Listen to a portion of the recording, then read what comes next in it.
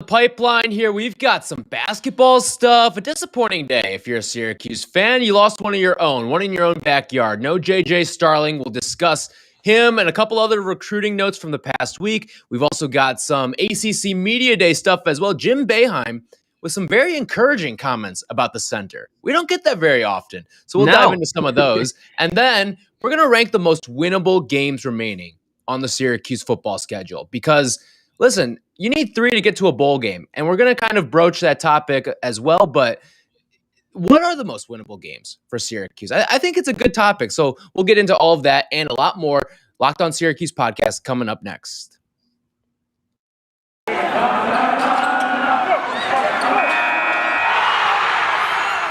are Locked on Syracuse, your daily podcast on the Syracuse Orange, part of the Locked On Podcast Network, your team every day.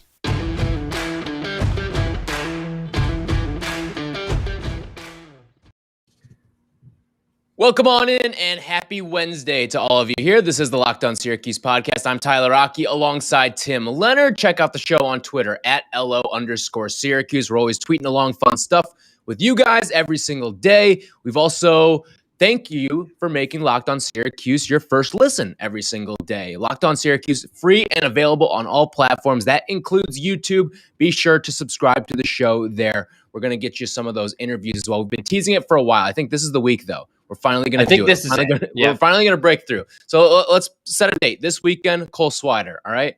The old Cole Swider interview, that'll be up on the YouTube channel this weekend. Be on the lookout for that. Let's dive into the big news of yesterday, and that is JJ Starling picking Notre Dame. He was down to a Final 5. That included Syracuse, but it hurts when you lose a kid from Baldwinsville. But it never seemed like the interest was there. And I don't want to say, maybe I should rephrase how I say that, but the fact that he was the hometown kid never seemed like it was an intriguing selling point for him. Yeah, I mean, you heard comments early on in that process for him saying, I'd maybe want to go outside of home. And the other thing to consider here is that he's been playing at LaLu the past, at least this past year, and maybe multiple years. I can't remember the exact timetable there, but LaLu is right next to Notre Dame if you're playing that game. So he's a hometown kid, yes, but all these kids move out and play at prep schools, and they're on the move constantly when you're a top 30 kid in the country. It does hurt because he's quote-unquote a hometown kid. He's a really good player, but at least Syracuse, we know, did everything they could here. He did visit the school twice. I don't think he visited any other school more than once. Now, maybe that was partially because you go I believe Notre Dame, I think there were a lot of quote-unquote unofficials to Notre Dame. Okay. That took place. Yeah. So however he did it, he gave Syracuse a pretty thorough look. They were right there. They were on him early. It seems like they did all the right things, but Notre Dame doesn't have a lot of guards there. And I think that was a big reason why he picked Notre Dame, because he's going to get the ball right away there. Right. And right now, the roster as it is, a lot of older guards that are on the roster right now. So he's going to be able to step in, play right away once he does get to Notre Dame. I don't know if that opportunity is necessarily going to be there at Syracuse. And I'm sure JJ thinks he's a kid that can be one and done. I mean, all these top 40, 50 kids think they can be. Right. He's probably gotten some pro offers, you would have to imagine. It seems like other guys in his range have. I saw Dominic Barlow recently has officially signed a pro deal. I guess not that recently, but he was another guy that Syracuse was after in this cycle. And when you look at the rankings, JJ Starling, who had a great Peach Jam. We talked about that a lot. It seems like if you do well in Peach Jam, that brings some offers. So I don't know if it was officially out there for JJ Starling, but if you're as good as him, you're considering how quickly can I get to the NBA? And that's what he should be considering. It's a bummer because now we got to play against him. And, well, it's going to be kind of cool for him, I'm sure, to play in the Dome and come home. And there will be a lot of fans and support there on his end. It just feels like that's going to be another one of those coming home stories, and he burned Syracuse in the Dome, and then it's like all these articles about how Syracuse didn't get him. Like, I'm just terrified about that. It's the next Kevin Herter, Jordan Wara, one of those guys that people are just Isaiah Stewart. I guess Isaiah Stewart never played against Syracuse, but you see him go and be a first round pick. And what was he? He was all rookie team this year in the NBA. So what's your frustration level with not getting JJ Starling? Well, the thing is, nowadays we just know, right? Like this crystal ball comes out. I think there were 3 or 4 today alone, or maybe Yeah. yesterday. I can't remember the exact timeline. But by the time that he was making his announcement, I'm not even watching the Instagram. And I know some fans are Right. probably just holding out hope. And I know the Instagram had some technical difficulties, which is kind of a bummer for him. But It's yeah, an like omen. I don't feel much because we know these days. And I had kind of already ruled it out once I saw the Duke crystal ball come in. And then it seems like Duke got some guys at his position in his class. And I think that's a big reason why he picked Notre Dame, just based on when you look at what the schools have to offer and why he went there. But I'm But not when you look at super it from a frustrated. broader scope, in terms of not necessarily a shock value right now in the moment, but from a broader scope of the class as a whole, not getting a guy like JJ Starling from Baldwinsville right in your backyard, the frustration level, what is that for you? Yeah, Top 50 so kid too. right. I mean, it's high when you think of it that way, right? It has to be high Mhm. because it feels like this is a guy that maybe Syracuse would have gotten back in their heyday, quote unquote, in the Big East days when they were recruiting top 30, top 50 kids very consistently. This class is shaping up to be a pretty high volume class with some good pieces, some good players I like. But outside of it being maybe 1 or 2 players deeper than a normal Syracuse class, I don't really see it being anything that is sort of quote unquote bringing us back to the glory days. It Yeah. looked like it at one point when we had Kamari Lands or when we had Dior. Now, Yep. as we sit here, I like Chris Bunch, who's still on the table. We'll talk about him. Maliq Brown, I like him. But I mean, this is a pretty standard Syracuse ACC class right now. And JJ Starling missing out on him when he is quote unquote from your backyard does hurt. I mean, if you had told me like 3 years ago that there's a kid from Baldwinsville who's a top 30 player, I think I would have been frustrated if I found Yeah. out that he picked Notre Dame over us. So yeah, I if you're looking at remember it more broadly.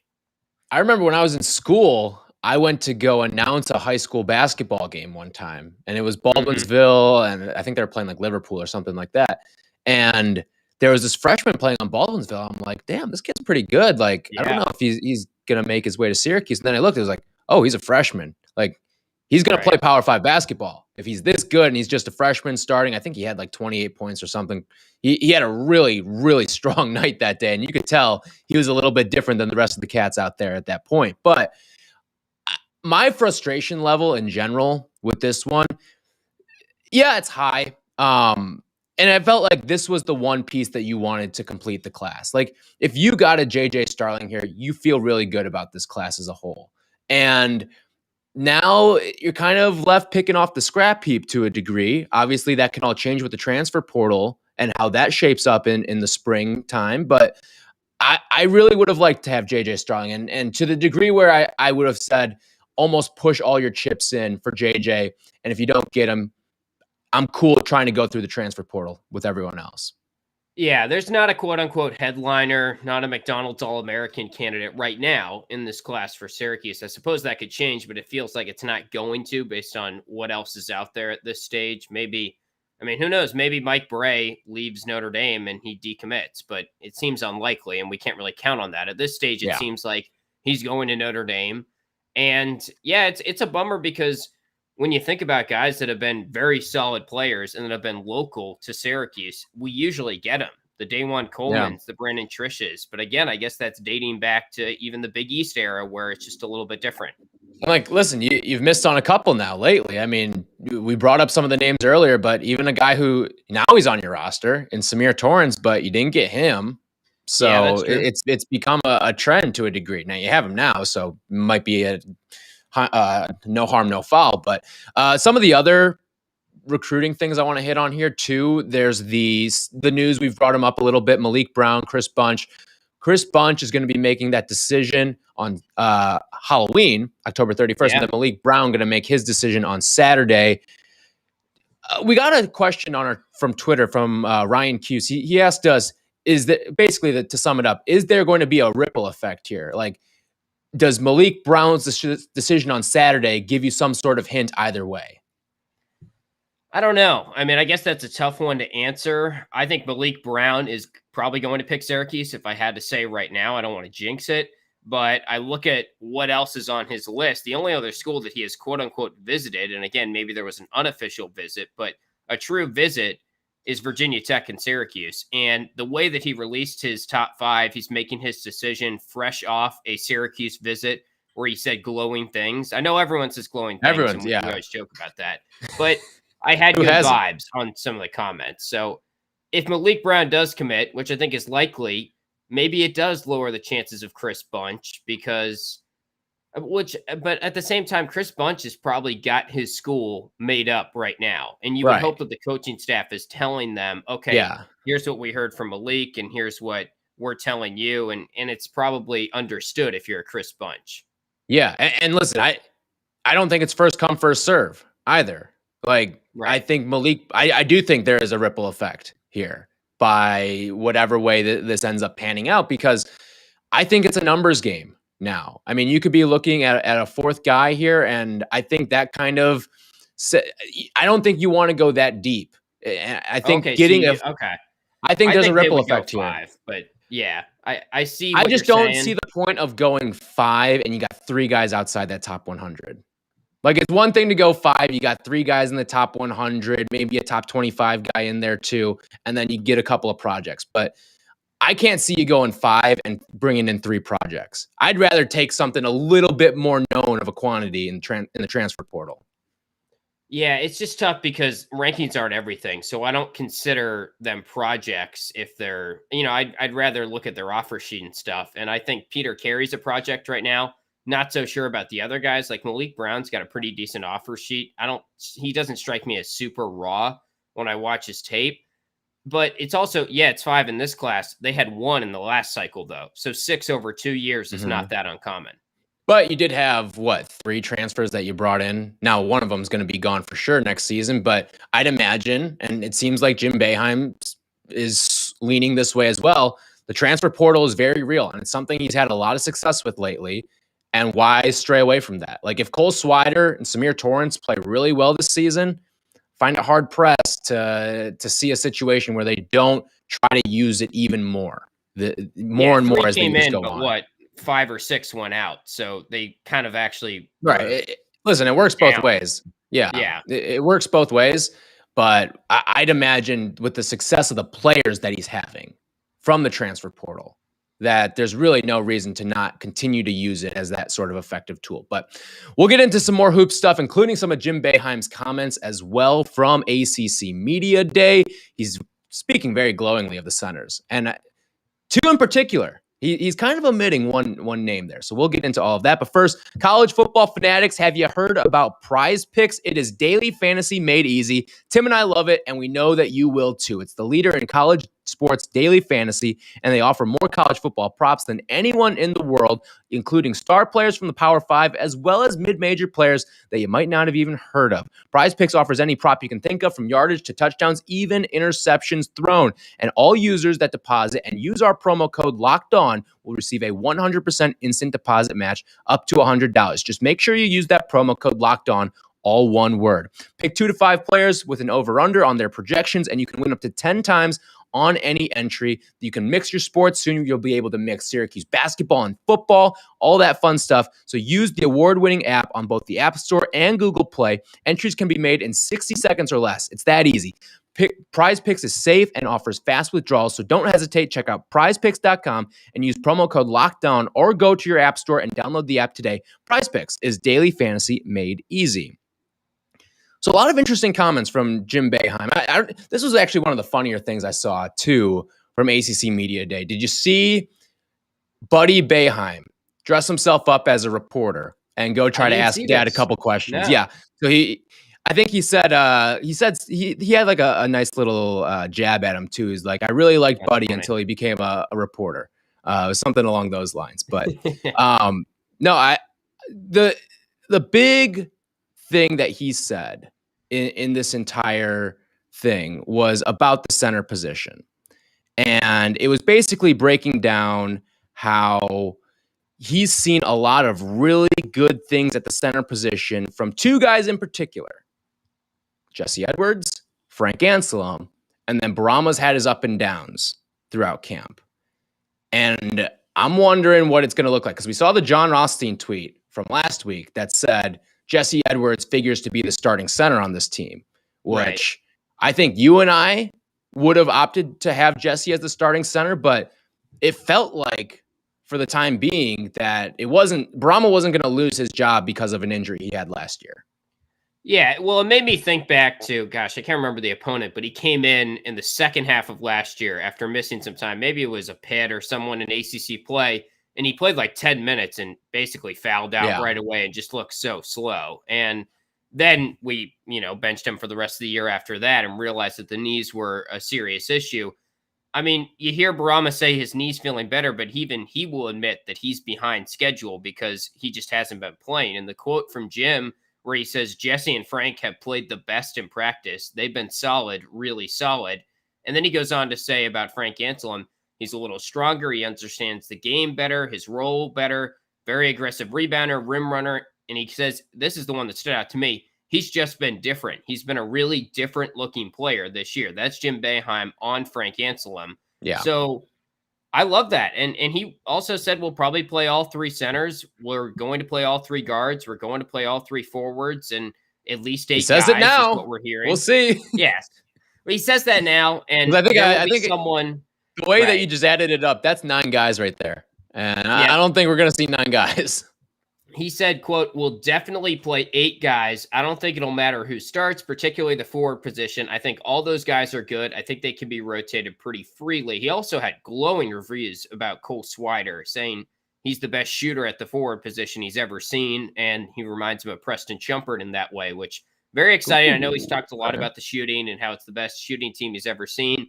He always makes 1 or 2 comments like that every year. And I don't know why he does it because it feels like it comes back to bite him. Like, usually we get in, we're going to play some man at this point of the season, and then it never ends up happening. But, I like to hear those comments about the center position because that's what ultimately matters. I think we have a lot of faith in what we have outside of that.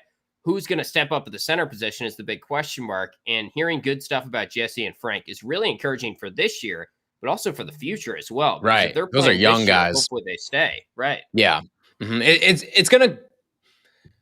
And this is where the transfer portal comes in too, right? Because if Frank's doing this well in practice and maybe doesn't see the minutes that he wants, or vice versa, and Jesse's playing as well as he is, and he's not seeing the minutes that he wants, what's going to happen? Like, is he going to transfer? Is he going to try to find a new home or something like that? Who knows? And who knows? Maybe it's a pretty even split because at the end of the day, fouls happen.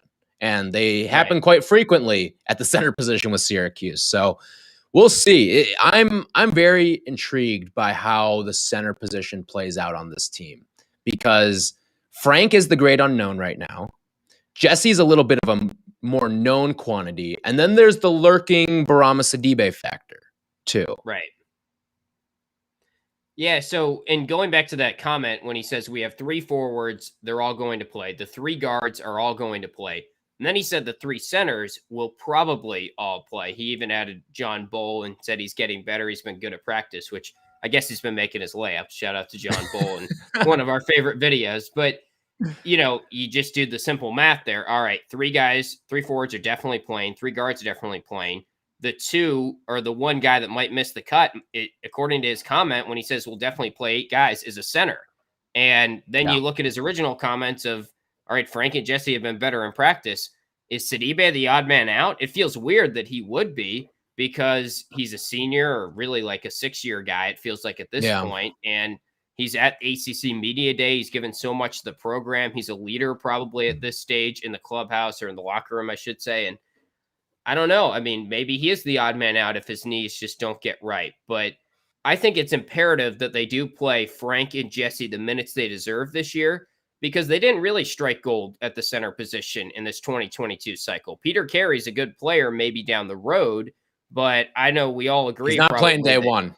He's not playing day one. So, all right, well, you got to look at next year. If Frank leaves in the portal because he's unhappy, we know Sidibe is definitely leaving.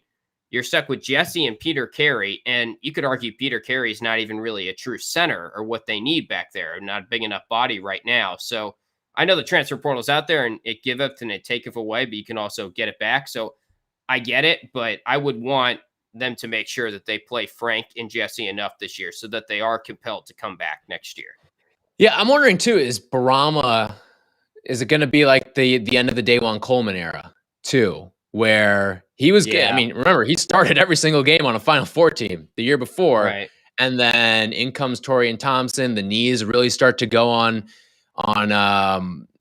day one, and you just kind of see the writing on the wall. There's more center help, and you just pretty much see, okay, this is what it's going to be like. He's not going to be playing a lot, and he's not healthy enough, and he's really just a practice body at that point, which I'm fine with. I mean, this is, I think, the biggest misconception that Syracuse fans make. I mean, the way that you see some fans talk about Boeheim is like you're missing out on Tim Duncan if he's not out there. Like that could not be further from the actual truth when you watch him out there. He's not much of a scoring threat. He's a good defensive presence back there. He can rebound the ball, but it's not like he's the strongest guy out there on the court. It's not like he's the most athletic guy out there on the court. He has clear limitations as a center, and I don't think it's the worst thing in the world if you let some of these young bucks kind of grow into their own, get some more game experience, and quite frankly, they're probably the better players at this point.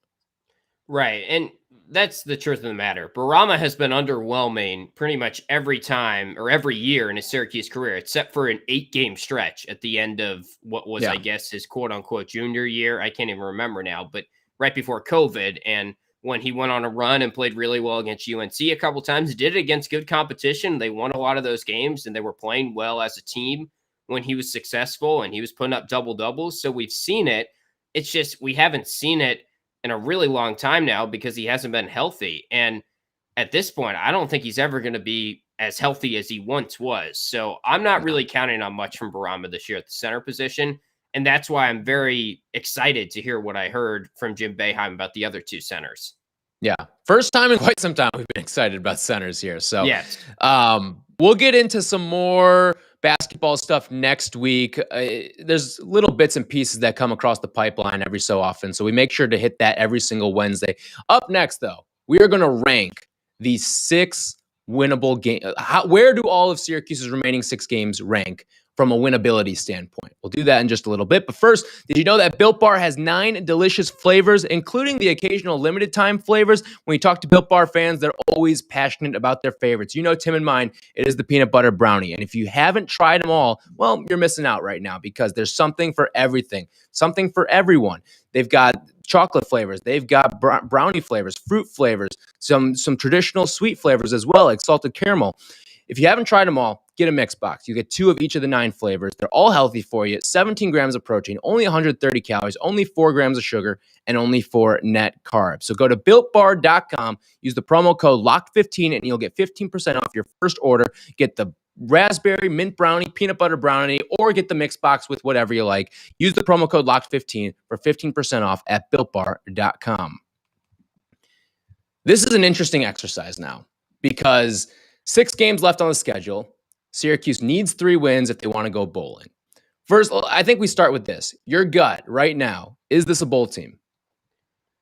Gosh, it's so tough because they're playing like one, and I do think they're going to pick off some wins, even though the schedule is tough from here on out, and we've talked about that. But if I had to pick right now, knowing that they have already squandered a couple good chances at wins, I would say 5 wins is probably where they settle this year. 5 is where they settle, or is that the ceiling? Yeah, like I think they'll win 5 games if I had to pick a number right now. Yeah, I'm probably going 4, I think. This is a gauntlet of a schedule. So here, let me lay it out for you real quick, all right? For those who don't know, home against Clemson on Friday. You're on the road to take on Virginia Tech. Then you're home for BC, at Louisville, at NC State, and you close out the season at home against Pitt.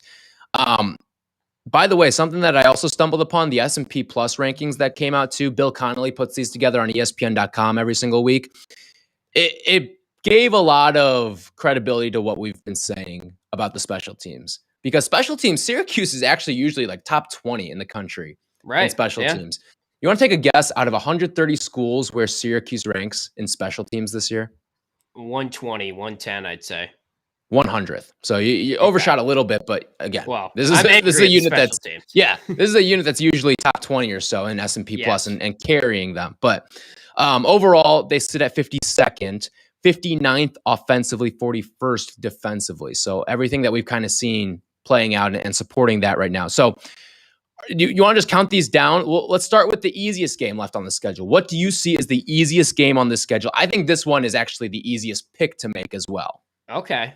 So real quick, I did see Bill Connolly said that Wake Forest only had like a 32% chance to win that game on Saturday based on his calculations, which I guess means that he wasn't high on Wake Forest. Like I mentioned, Syracuse was 52nd. I think Wake Forest was 47th in S&P Plus. Yeah, I guess they've been getting lucky if you go off those analytics a lot, and they are undefeated, so it takes some luck to get to that point. But anyway, that probably angers Syracuse fans because it's yet again proves that they were very close and very realistically could have won that game. And that's the thing. That's why now I look at these games. If we were ranking before last week, we probably would have put Wake Forest as one of the toughest games. Yeah. And they would probably be top top two overtime, of the toughest. Yeah. Right. So anyway, I was between Pitt and BC at home, and I gave a slight edge to Pitt being an easier win, which I'm a little hesitant to say because it is the last game on the schedule. And I'm worried that Schrader or Tucker are going to get hurt just the way that they are using them. And then by that point in the season, if we're down one of those guys, our team is really nothing compared to what it was at this stage of the season. But yeah, I think Pitt just doesn't have much of a defense. BC, we've been able to beat in the past, so you can make a case for them too. All right. I had BC, and I thought this was pretty easy. We have a major disagreement here on Pitt. A major disagreement here on Pitt. So we'll continue to go down. All right. Yeah, they are way down the ladder for me. I think they are an actually very difficult game that Syracuse is going to have to take on here. But BC, not going to have their starting quarterback that they came into the year with. Dennis Grosel doesn't scare me a whole heck of a lot. It's just one of those teams that I think the injury bug has bitten them to the point where they don't scare me enough. And it's at home, they still played well, though. Like Missouri, they beat without Dracovic. Clemson, they almost beat on the road. Like, they're still playing good football, and I think they've got a really good coach now, and they've settled into a good spot offensively. Okay, so your number 2 is BC then, correct? Yep. Mm-hmm. Okay.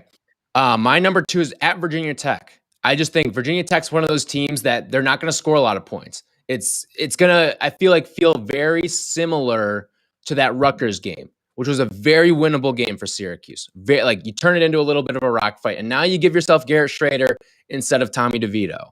I think that helps Syracuse out a little bit. Virginia Tech isn't spectacular really in any sort of regard. Now, the one thing is you are on the road for this game.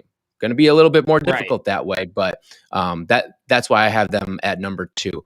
Number 3, what is number 3 on your list? So I went Louisville on the road, then at Virginia Tech. Again, pretty similar in terms of Pitt BC to me on you go either way, but I just figured Louisville is an easier place to win than on the road in Blacksburg and Lane Stadium and Enter Sandman and all that. And also, just based on last week, Louisville blows a game against Virginia. Virginia Tech looked pretty good against Notre Dame last week. Maybe they're starting to find some things. I think if we had gone into last week doing this, I would have flipped those two teams, and maybe I'm just overreacting to the result. But I had those two, and then I said Clemson at home as the 5th hardest game left, leaving at NC State as the toughest game. Okay, I've got NC State at 3rd. They are my number 3, the 3rd easiest game, I guess I should say, on the schedule. And here's one of the reasons why. I guess I might as well reveal the rest of my list. I've got Louisville at number 4, Pitt at number 5, and Clemson at number 6. And the reason why I have this laid out the way that I do is because I fear the offensive teams against Syracuse, because we're starting to see the defense show some of their warts right now. Like, let's be honest. The defense hasn't been overly impressive the last 3 weeks. Like, let's say what it is. Like, they really haven't. Like, they just have not done enough. If you told me that Syracuse was going to score in the 30s these last 2 weeks, I would have sharpied them in for wins these last 2 weeks if you told me that before the Liberty game. But look at the way it's played out. They from our expectations, have underperformed these last couple of weeks. So I'm getting a little bit concerned there. And some of these offensive teams, man, I mean, they're putting up numbers on Syracuse. That's why a team like Louisville, who's slinging the rock around right now, Kenny Pickett's got a 19-1 touchdown to interception ratio right now. I mean, he's like a borderline Heisman candidate the way he's playing right now. And then Clemson is Clemson at the end of the day. I know they look down they're this not year. Offensive. So if you're going they're not that offensive. Theory. This is a little bit different, though. Defensively, they're as good as they come. I think Garrett Schrader is going to see what it's like to run into the teeth of some 5-stars. And I think Sean Tucker is going to see that too. And there's going to be some times where they were maybe a step quicker, step bigger, step faster than some of these other guys at Wake Forest, at Florida State, at Liberty. And these guys on Clemson are a little bit different, a little more experienced. They've played in really big games. And listen, Clemson's faults this year have not come on the defensive side of the ball. They have been immaculate there. They're like one of the top 5 defenses in the country, and I feel like that's going to give Syracuse some fits. Yeah, so I agree on Clemson. Also, they're coming off a bye week that really scares me. I think they're going to cover this game because it's 14, but I also would say that that's probably the highest spread Syracuse is going to face the rest of the year. It's tough to say right now. When you say they're going to cover, you're saying Syracuse is going to cover? Yeah, Syracuse. Yeah, so okay. I think it's going to be closer than the spread would indicate. And when I tried to do this exercise, I thought, all right, if the spread was for this week, like Pitt at home, what would it be? I think they'd maybe be like, 3-point dogs maybe at home. I'm looking at it top to bottom. How many times are they favored? Maybe once? I don't know if they're favored the rest of the year. I think maybe at home against BC. Right. And that's it. I could see that.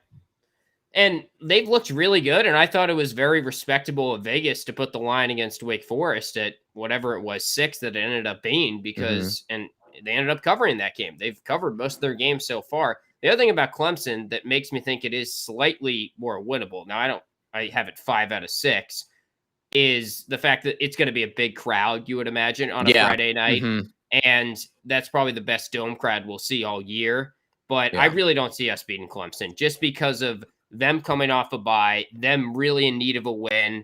I just think they're going to start. You think Dabo's not kicking those guys in the ass this week? Right, definitely. He knows this team gives him trouble too.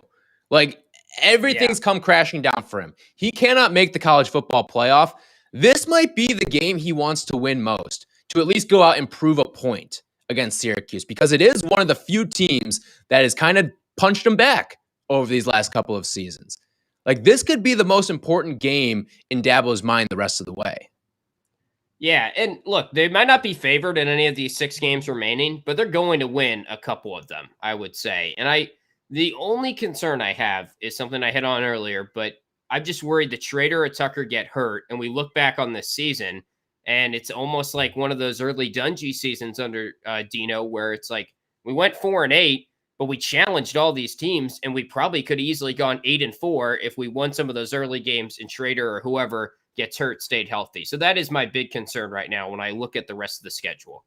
All right, so to recap, my easiest game, I've got BC, and then from easiest to hardest, I go at Virginia Tech, at NC State, at Louisville, versus Pitt, and then versus Clemson. I just think the offensive teams are going to have their way a little bit with Syracuse's defense, and you're going to have to turn Schrader into a thrower at some point, which he has proven that he really can't do that. We've seen him try to have some of these comebacks, and a lot of them have come up short so far. So that is why that's my rationale. You want to just run through your list real quick too. So we're in a little disagreement, which I like. I got Pitt at home. I wouldn't say a little bit. We have a lot of disagreement here. Yeah, I think. Yeah, it's kind of crazy. But I guess all these games are kind of like ACC opponents. You don't really know what you're expecting. And I could see them winning. All these games are quote unquote winnable for Syracuse. It's just none of them they're probably going to be favored in. So they all kind of group into the same category. I got BC. And guess what? My list would completely change if I saw the defense tighten its screws against Wake Forest, against Florida State. If they held those teams to 21, 24 points, I'm probably completely changing how I'm ranking a team like Pitt or Louisville. But because they really haven't proven much to me these last couple of weeks, that's why I'm afraid of some of these big-time offenses coming in. Yeah, so then I got BC at Louisville, at Virginia Tech, Clemson at home, and at NC State, which I guess NC State is the only other ranked team left on the schedule right now as it stands for Syracuse, but they're like 22nd in the country, I think. All right, that's going to do it for us here. Give us your thoughts. What are the most winnable games? We'll tweet this out on our account at LO_Syracuse. Rank the most winnable remaining games. Check it out on our Twitter account at LO_Syracuse. All right, that's going to do it for us here on the Wednesday show. Tomorrow, we're going to start diving into all things Clemson because it is Tiger Week. We do have a Friday game, so all of our bearings are thrown off a little bit. We'll get you a 2-pack tomorrow. We'll get you the mini Clemson preview and then the full thing fleshed out, DeBundo's digits, prop shop, all that stuff and more. So be on the lookout for that. Subscribe to the show wherever you get your podcasts. Also on YouTube, even if you're subscribed on Apple, on Spotify, whatever, be sure to subscribe to the show as well on YouTube. So for Tim, I'm Tyler. We thank you for making Locked On Syracuse your first listen today. Go check out Locked On ACC because they'll be talking some ACC power rankings on today's show. So go check them out. Make that your second listen today. We will talk to you guys with the Clemson previews tomorrow.